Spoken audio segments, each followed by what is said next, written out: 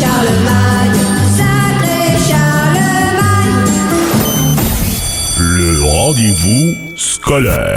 Vous adorez ce rendez-vous-là et j'adore ce rendez-vous-là où à 7h05, on jase avec des gens de la communauté scolaire. Et là, on fait pas exception, encore une fois, en ce lundi 7h05 minutes. Les gens du consortium du Centre Jules Léger sont avec nous, entre autres. Christine Sauvé-Guindon, qui est consultante en surdité, justement, au consortium.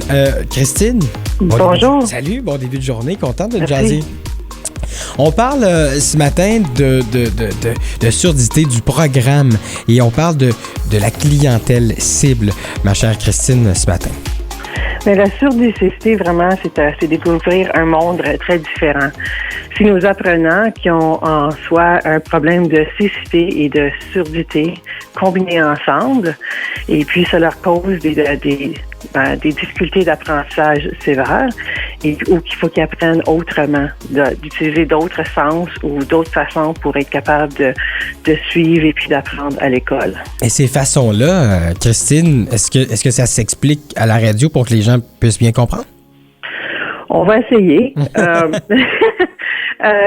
Apprendre quand on ne va pas bien, qu'on n'entend pas bien, ça va devenir une perte multisensorielle, si tu veux. Mm-hmm. Alors, on va aller observer l'élève pour savoir comment que lui ou elle apprend. Alors, est-ce qu'on va utiliser le sens tactile ou est-ce qu'on a un petit peu de vision et capable d'apprendre? Ça ne veut pas dire que s'ils ont une perte visuelle et auditive, qu'ils n'entendent pas et ne voient pas, mais c'est vraiment le manque d'information qui va se passer autour d'eux. Alors, comment qu'on peut combler tout cela? Alors, il y a vraiment une gamme d'élèves dans notre domaine. C'est un très beau domaine en soi. Et puis, alors, on peut travailler dans des classes distinctes jusqu'à des jeunes qui sont pré-collégiales. Alors, c'est vraiment une grande gamme d'enfants qu'on s'en va desservir en province. J'ai cette question-là qui me trotte dans la tête depuis quelques années parce que j'ai entendu ça, puis je sais pas, là je vous ai avec moi, vous êtes une experte dans le domaine. Est-ce que c'est vrai quand on perd un sens ou peut-être à la naissance, on ne voit pas ou on entend moins bien que nos autres sens sont plus développés? Les autres sens vont devenir un peu plus outillés parce que c'est ce sens-là qui va devenir celui qu'on va on va utiliser pour mieux comprendre notre environnement. Alors, si je développe mon sens du toucher pour être capable de découvrir qu'est-ce qu'il y a autour de moi, c'est sûr, c'est celui-là qui va être en primeur, si tu veux. C'est celui-là qui va être plus fiable. Alors, oui, c'est vrai que ces jeunes-là, oui, vont avoir d'autres sens qui sont plus outillés. Mais aussi, il y a un autre phénomène qui va arriver, c'est que parce qu'il manque l'information sensorielle, tout va être mélangé, on va dire un petit peu comme ça. C'est comme des trous de casse-tête qui manquent constamment pour essayer de jongler cette information-là.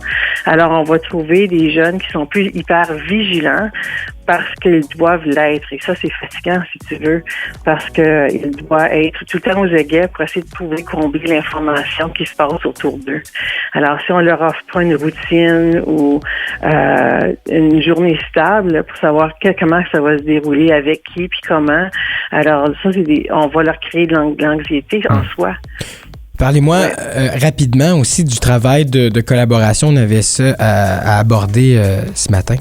La collaboration, bien c'est ça, on travaille avec les 12 conseils scolaires. Alors, un consultant en surdicité, on voyage, hein. Alors, même tous les consultants des domaines au centre, au consortium, on part avec nos valises et puis autrement pendant la pandémie, c'est sûr.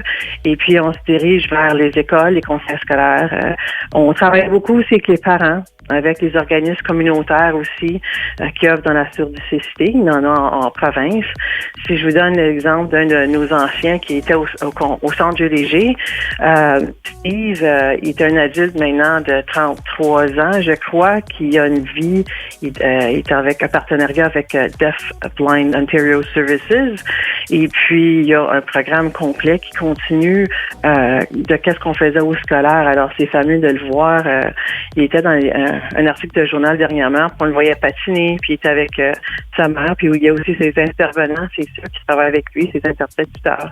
Alors, non, c'est un vraiment beau mélange qu'on fait. Des fois, je me pince que je peux faire un genre de travail comme ça, puis me faire payer, rémunérer pour aider les gens et puis pouvoir pousser le plein potentiel de ces individus qu'on a la chance de connaître puis d'appuyer.